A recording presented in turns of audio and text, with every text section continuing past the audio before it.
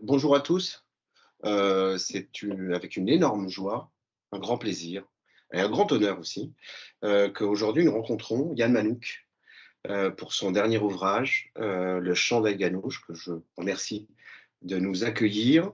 Alors bien sûr, avec toujours, c'est un peu la même chose avec Libraire et compagnie, on est fléché avec une librairie en l'espèce, Folie d'encre, au Raincy, à Aulnay-sous-Bois, enfin dans le 93 et dans le 94, qui recueillera donc les commandes que vous voudrez nous adresser, que Yann se plaira, s'appliquera à dédicacer suivant vos demandes. Alors, juste en petite introduction, je vais me présenter quelqu'un par des titres, c'est toujours un peu la barbe. D'abord, quel est le meilleur titre, si ce n'est celui d'un ouvrage qui est écrit et de ce qui ressort de quelqu'un, le meilleur miroir d'une vie, c'est ce que l'on fait, c'est Montaigne qui le dit. Alors d'autant qu'en plus, là, franchement, avant que de céder la parole, bien sûr, à Yann Manouk, petit préambule tout de même, on a un visiteur. Petit préambule, ce Ganouche, comme le précédent, du reste, L'Oiseau bleu d'Erzurum, dont il est la suite, et comme je l'ai écrit, en tout cas, et je me suis permis de le dire à Yann, une véritable petite merveille. Alors faites gaffe, c'est bientôt Noël, et surtout, n'attendez surtout pas Noël pour acheter ce bouquin-là. Euh, Moi, je revendique bien volontiers qu'on y pleure comme un enfant, et comme on ne devrait jamais renoncer à en être capable, et étant un homme, s'il tentait qu'on... Voilà, parce que c'est formidable. Ce bouquin, c'est pas simplement qu'une saga historique, c'est pas simplement voilà, un livre d'histoire, d'aventure, un livre riche en rebondissements. Non, c'est pas simplement ça. Même si la puissance narrative de Iliad Manouk est juste prodigieuse, on en reparlera, j'imagine, c'est surtout et avant tout une ode, en tout cas moi c'est comme ça que je le ressens, une ode à l'amour des siens, une ode à l'amour des siens au point que cet amour, il permet de traverser les pires épreuves, de traverser des milliers de kilomètres. En tout cas, c'est une formidable leçon de vivre. Jetez-vous là-dessus, franchement, vraiment, faites-vous plaisir. Vous allez, et si vous l'offrez à Noël, vous allez offrir au moins plusieurs heures de bonheur. Voilà, préambule étant fait, Yann Manouk, bonjour, et Bonjour. merci de nous accueillir. Merci pour ce beau préambule. Qui est très sincère, plus que sincère. Alors pourquoi cet ouvrage, pourquoi ces deux ouvrages en fait? Parce que ça n'est pas qu'un seul, c'est une suite. C'est quelque chose que j'avais en moi. C'est, contrairement à ce qu'on pense, c'est pas quelque chose que je voulais absolument écrire. C'est pas quelque chose que j'avais besoin de sortir. Je baigne dans cette histoire depuis ma plus tendre enfance. Tout ce que je raconte, notamment dans L'Oiseau bleu d'Erzurum, c'est à 90-95% la vie de mes grands-parents. Mm. Quand on avance dans le champ de la Ganouche, c'est un peu moins parce qu'il y a une partie de ma famille dont on connaissait l'existence mais qu'on n'avait pas pu approcher, c'était en Union soviétique. S'il y a un troisième tome, ce sera encore plus proche de nous parce qu'on va tomber dans ma génération. Mm. Euh, il y avait à la fois cette envie de l'écrire tranquille, sans urgence, et en même temps, il y avait ce plaisir d'écrire. J'aime écrire. Donc les choses que je ressens, j'essaie de les transcrire sur le papier. Et puis il y avait au tout départ, il y avait un projet qui était d'écrire ce livre en un seul gros bouquin de 1000 pages et de le publier obligatoirement en 2014. Parce que je voulais qu'il soit en vente avant le centième anniversaire du génocide, parce qu'à l'origine de ce livre, ces deux-là étaient fondus, et la fin du livre était conçue comme une politique fiction. J'avais imaginé à la fin du livre que au Conseil de l'ONU, à l'Assemblée générale de l'ONU, au moment du centième anniversaire du génocide, certains de mes héros avaient persuadé des justes turcs qui existent. Il y a des justes turcs qui ont sauvé des Arméniens pendant le génocide et qui encore aujourd'hui continuent à défendre l'idée du génocide. Un de ces justes était diplomate à l'ONU et un de ces justes, contrairement à sa hiérarchie, faisait le discours que tout le monde attendait. Pas un discours de réparation, d'excuses, un discours profond sur la nature vraie de l'amitié entre les peuples, et tout ce discours. Donc, j'avais besoin que ce bouquin sorte avant le 24 avril 2015, sauf qu'à l'époque, j'avais encore rien écrit, et que je pense qu'Albin Michel n'a pas cru à ma capacité à écrire 1000 pages. Donc, entre-temps, je leur ai fait 1500 pages de livre Lager, Bien fait. histoire de les convaincre. Mm. Mais après, il était trop tard pour sortir ce livre. Et donc, je l'ai sorti à un moment où il arrivait dans ma production tout seul, sous forme de livres séparés. Et juste le temps de récupérer en moi l'idée d'une nouvelle fin de politique fiction. Si un troisième se fait, ce sera la fameuse fin de politique fiction. Alors, ces deux ouvrages ont la force du conte. On y voit des choses qui reviennent, comme dans un conte, une sorte de ritournelle. On y voit des personnages, bien sûr, qui reviennent, mais avec parfois les mêmes attributs, qui évoluent. Ce fameux Agop qui tue toute la terre entière. Voilà. Qui veut. Alors, qui veut, voilà, c'est ça. Moi, qui le dit. Qui le promet. Qui le dit, qui le promet. Donc ça, c'est la ritournelle du conte qui vient. Mais une petite question. Est-ce que vous avez pensé à un film en écrivant ce bouquin? Non, depuis que j'écris, c'est une question qu'on me pose depuis Yarul Elgar. Tout le monde se demande pourquoi il n'y a pas de film sur Yarul Elgar, qui pourrait être un grand film d'aventure. Ça m'intéresse pas. Enfin, ça m'intéresse pas. J'ai compris avec Yarul Elgar que ce serait très compliqué de faire des films à partir de ce que j'écris. Parce que ce sont toujours des grandes fresques énormes qui impliqueraient une production colossale, etc. Et puis, il y a l'autre argument qui est beaucoup plus personnel et qui est beaucoup plus direct. Je commence à publier Yarul Elgar, j'ai 65 ans, j'en ai 74 aujourd'hui. Entre le moment où on parle de négocier les droits d'un film et le moment où le film sort, il y a une dizaine d'années.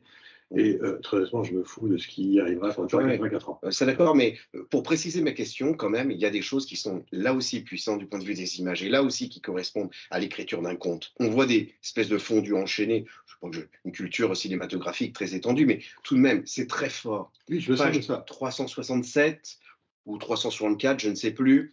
Aïganouche regarde la Lune et tout d'un coup, phrase suivante, chapitre suivant, c'est Araxi qui regarde la Lune. Or, elles se sont promises l'une à l'autre de parler de la Lune. Je ne sais plus quelle page, on parle de la mort de Staline, et c'est la mort de Sorokin qui engage le chapitre suivant. Dans cette optique-là, oui, bien sûr. Mais à la limite, je dirais que pour moi, je ne vais pas dans le cinéma. Ouais. Parce que mon film, je le fais dans l'écriture. Mais c'est vrai que je le construis avec des séquences. C'est vrai qu'il est très visuel et c'est vrai que j'essaye en général que le chapitre que j'entame n'est pas la suite du précédent. J'aime bien faire des décalages. Et oui, on peut parler effectivement de fondu enchaîné. Mais ça, j'y fais attention, mais pour moi, c'est un style littéraire, c'est une technique d'écriture plus qu'une technique cinématographique. Bien que cette technique vienne du cinéma. Alors, il y a aussi des pistes de réflexion pour l'ONU. On y voit la possibilité et ça, c'est très fort et c'est d'autant plus puissant aujourd'hui que, tiens, tout d'un coup, au détour d'une page, on voit que pour résister aux pires empires, il suffit de s'adosser à la cuisine, à la langue, à la musique, et le tour est joué et pas dans d'autres choses forcément. Oui, alors c'est à la fois une constatation parce que c'est comme ça que survivent les diasporas. Et en même temps, c'est peut-être aussi une utopie parce que ça n'empêche pas certaines communautés de disparaître. Mais en tous les cas, c'est quelque chose qu'un État dictatorial ne peut pas détruire. Dans le plus grand secret de la plus petite baraque de Sibérie, si un immigré ou un déporté arménien continue à parler l'arménien et continue à bricoler une petite cuisine à base de plats arméniens, ou que comme Chaké, elle raconte à ses petites filles qui sont déportées pour être exterminées, elle leur raconte ou elle leur chante des comptines arméniennes, ça garde le lien. Est-ce que c'est suffisant? Je ne suis pas sûr, mais en tout cas, ça garde le lien. Et c'est une idée qui est très actuelle parce qu'en ce moment, il y a une petite discussion sur les réseaux sociaux au niveau de la diaspora arménienne, c'est-à-dire qu'un certain nombre de personnes commencent à dire mais les gens de la diaspora, fermez-la un peu, arrêtez de donner des conseils à la République d'Arménie. Et je comprends ça. Je comprends ça parce que donc il nous appelle, il m'appelle moi parce que je suis vraiment un représentant. Les Arméniens passent tout le mal, quoi. C'est des Arméniens qui se disent Arméniens parce que moi je parle même pas la langue, parce qu'ils aiment bien la cuisine, ils aiment bien le duduc. Et c'est vrai qu'il y a une dualité. Parce qu'on est en diaspora dans des pays qui nous protègent, on est dans des pays démocratiques, on a une capacité d'expression que eux, les autres n'ont pas, et on est un peu plus va-t-en-guerre que les autres. Et je comprends très bien que les Arméniens d'Arménie ont, eux, un autre souci. Ils ont les mains dans le cambouis. Ils ont un pays à gérer, compliqué, un pays sans matières premières, un pays sans grande industrie, un pays entouré d'États qui sont plus que des États hostiles, ce soir. Et donc, il y a une différence. Alors, est-ce que le seul fait de parler, de manger, de boire, de chanter, de jouer de la musique en arménien suffit? Peut-être pas. Mon idée, c'est que c'est complémentaire. Ouais, enfin, vous précisez le propos. Vous donnez d'autres pistes, un peu plus loin. C'est Guillaume qui parle. Alors lui, pour le coup, il n'est pas du tout arménien. Il n'est même pas d'origine arménienne. C'est peut-être pour ça que sa piste est... Mais par contre, sa piste, elle est bonne. Et elle dit, elle éclaire ô combien ce qu'on entend aujourd'hui, où parfois la revendication d'une culture, d'une origine, est un peu une sorte de repoussoir des autres, en fait, au final.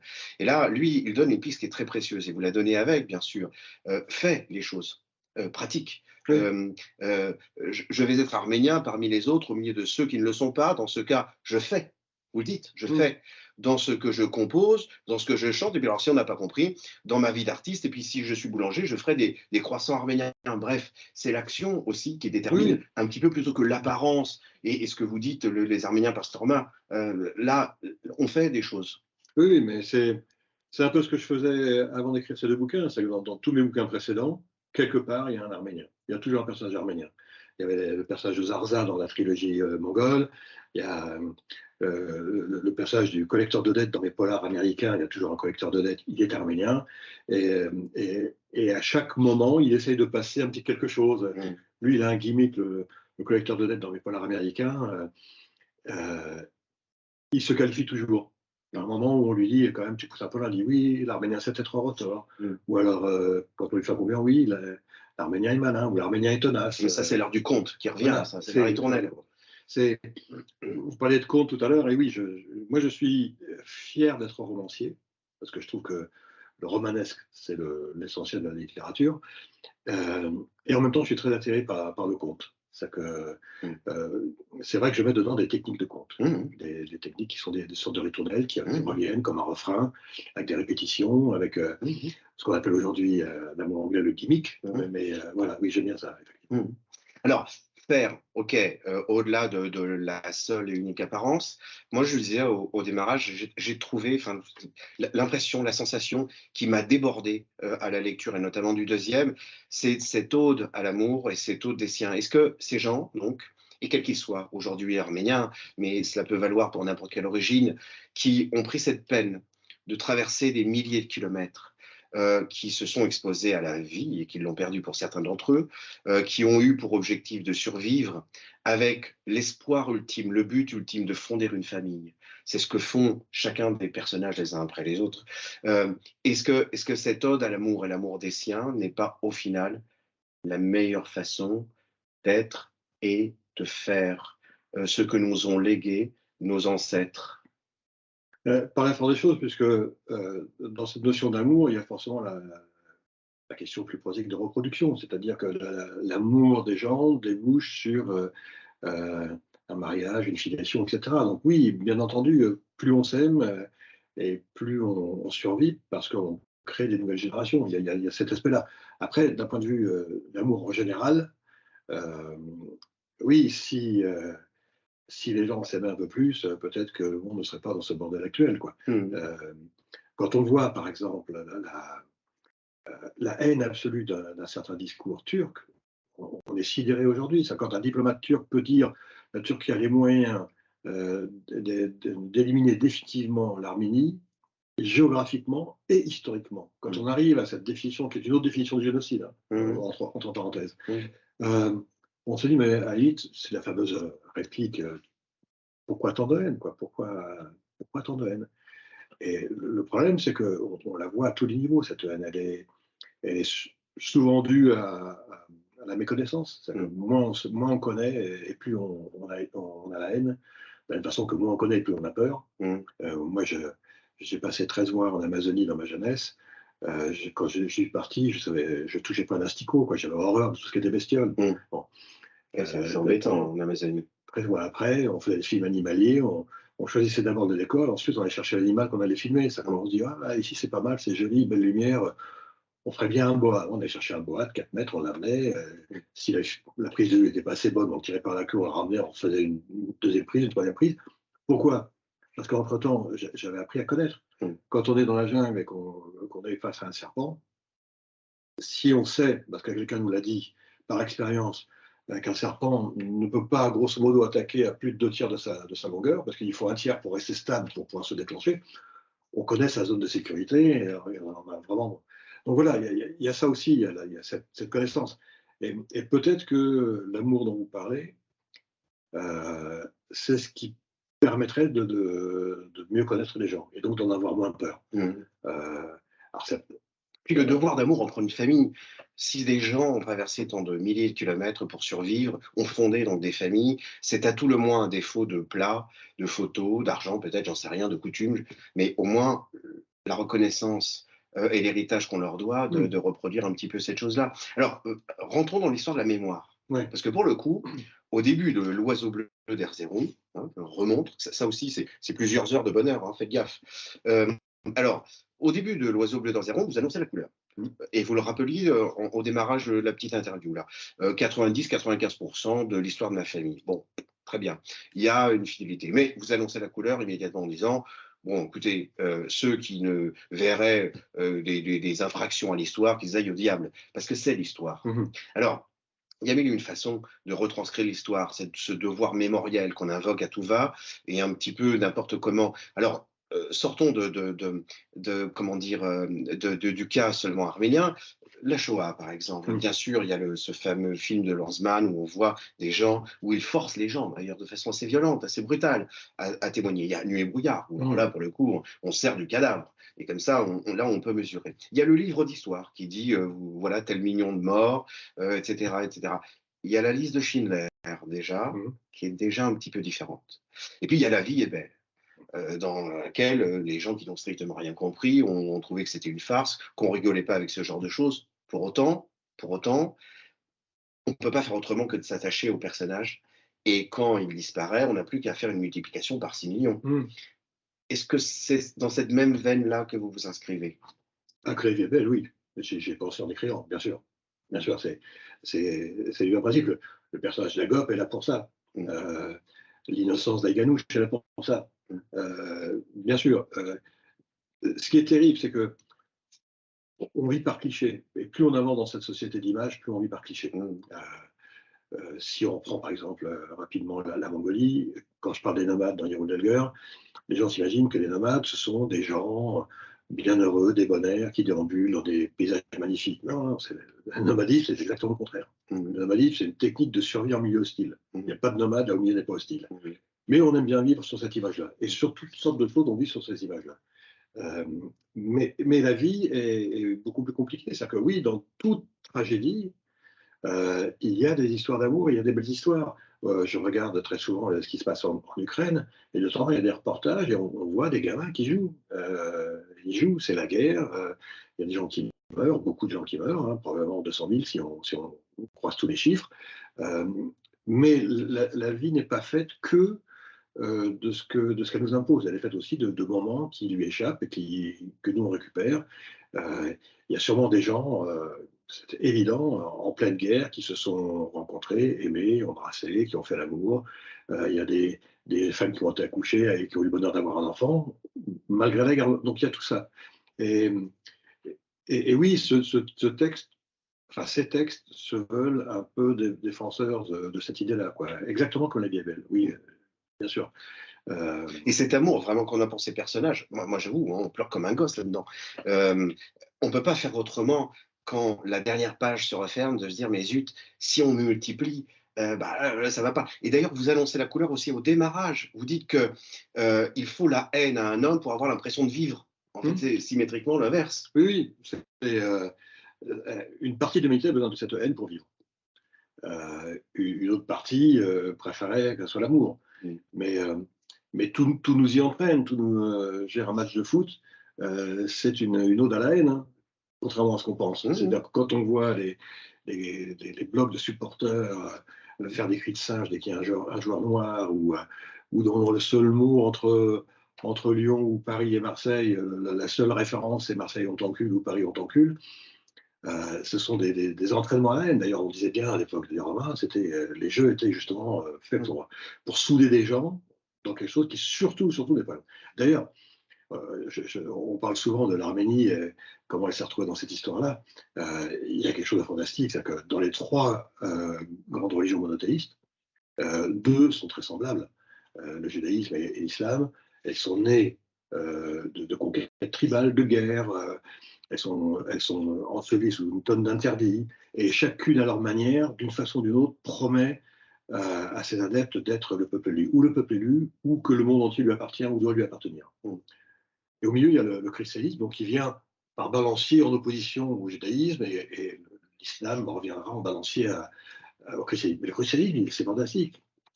La parole essentielle, moi qui me sidère du christianisme, c'est « mon royaume n'est pas de ce monde ». Il y a un Dieu qui arrive et qui dit « mon royaume n'est pas de ce monde ». Je ne me mêle pas de vos affaires.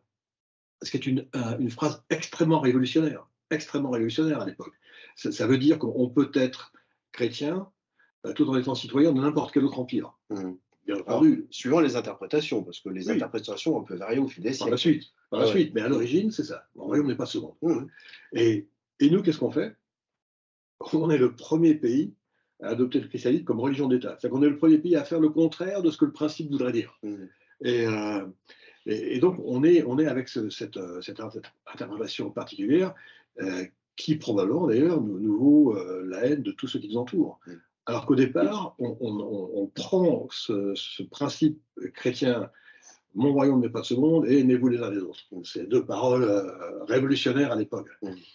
Et donc oui, l'amour doit faire partie des choses. Mais en même temps, nous, en tant que pays, à l'époque, on a intégré cette notion de religion d'État, ce qui fait que on a oblitéré cette obligation d'amour. Alors, sortons aux orties le devoir mémoriel et la seule sphère collective. Pour le coup, pour revenir à quelque chose de peut-être plus privé ou plus individuel, qu'est-ce que Araxi aurait dit de ça? De ce que j'ai écrit?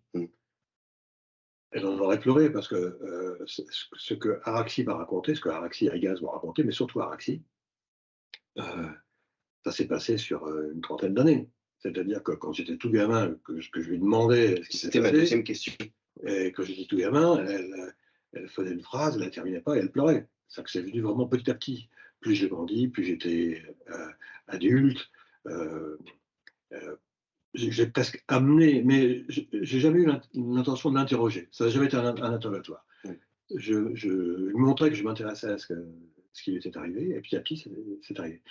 Je ne sais pas ce qu'elle aurait pensé. Je ne sais pas.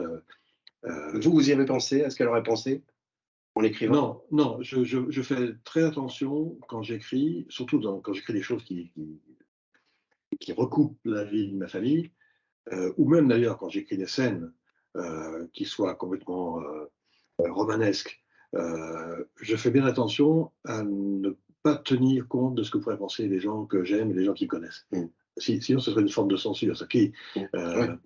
D'un autre côté, c'est une autre réponse à votre question. J'ai attendu que mes grands-parents et mes parents soient morts pour écrire ce bouquin. Je ne l'ai pas attendu véritablement. Il se trouve que ça s'est fait à ce moment-là. Et peut-être qu'inconsciemment, je voulais être entièrement libre d'apporter mon témoignage à partir du leur, mais sans les remettre, eux, peut-être dans cette confrontation à leur propre passé. Peut-être que je réveillerais des souvenirs terribles chez eux.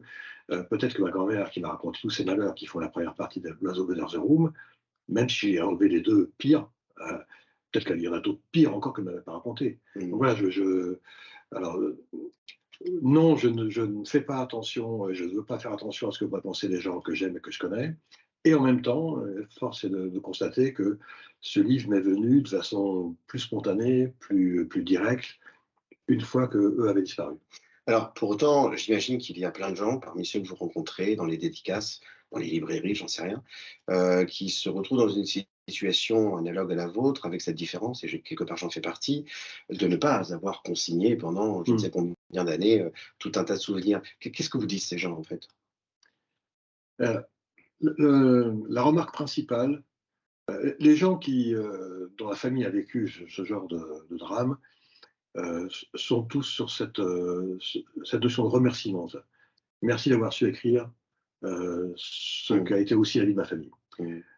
La remarque la plus terrifiante pour moi, ce sont les gens, ils sont très très très nombreux, qui viennent et qui me disent moi j'étais au courant pour les Arméniens, mais je ne savais pas que ça avait été. Pardon, j'étais au courant pour les génocides arméniens, Mmh. mais je ne savais pas que ça avait été aussi terrible que ça. Mmh. Et moi, cette réflexion elle me foudroie parce que. Et je leur dis mais vous pensiez que c'était quoi un génocide? Il n'y a pas pire qu'un génocide. Après, il y a un aspect assez sauvage, notamment, dans l'oiseau bleu, oui, ou que Oui, qu'on oui, peut ne pas mesurer ou oui, imaginer bien sûr. Mais côtoyer. le pire n'est pas dans ça. Ouais, non, Le ouais. pire n'est pas dans ça. Le pire est dans le génocide, c'est la décision froide, calculée d'un État d'exterminer une partie de sa population. Et après, on a toujours cette discussion, ces discussions plus souvent avec des gens d'origine juive, euh, de définition du génocide, sur le nombre. C'est-à-dire que, or, la définition du génocide, elle n'inclut aucune notion de quantité. Non, on s'en fiche un peu. Aucune. Mais non seulement on s'en fiche, mais c'est pas dans la définition. C'est pas dans... Un génocide, c'est quand un État souverain décide d'extermination d'une partie de la population, de sa population, d'une autre population, en fonction de critères religieux, culturels, linguistiques, etc., et met au service de cette extermination les moyens techniques de l'État. Un État pourrait décider un génocide aujourd'hui et ne pas le mener à bien. Par exemple, le génocide pourrait s'arrêter à la première victime. Mais bien sûr. Mais cette seule et unique victime serait victime d'un génocide. Bah oui, bien sûr. Parce que dans la définition du génocide, c'est l'intention, c'est pas le résultat. Bien sûr. Donc, quand le diplomate turc dont je parlais, il est très curieux, il affirme. Même les chats s'intéressent à ça. C'est pas possible. Et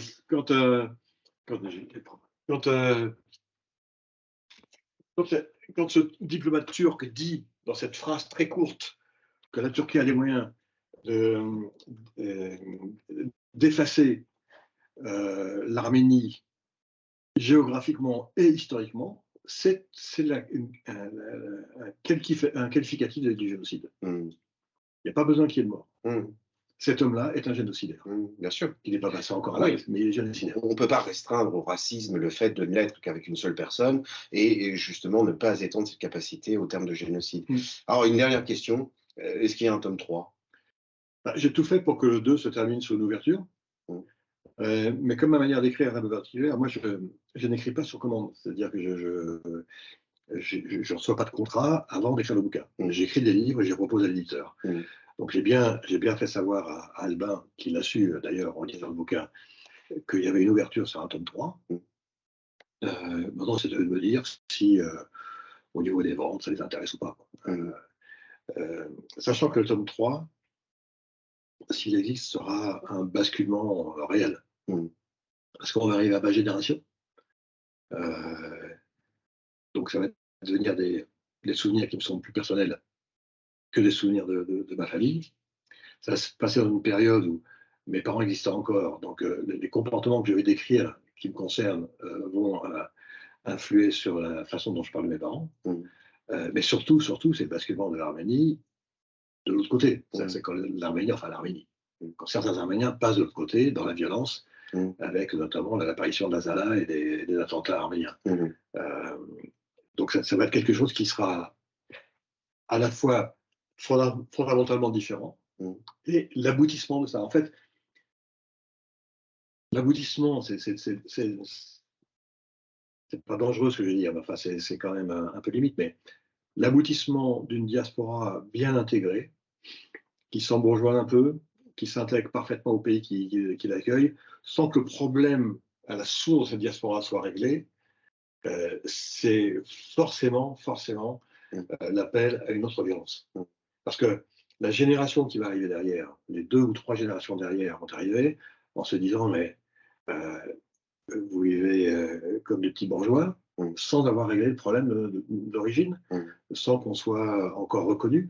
Et donc, une partie de cette génération va pouvoir facilement basculer dans le terrorisme, surtout que ça correspond avec la guerre de Palestine, les guerres du Liban, et ça va aussi correspondre à un moment où on avait quand même une communauté un peu...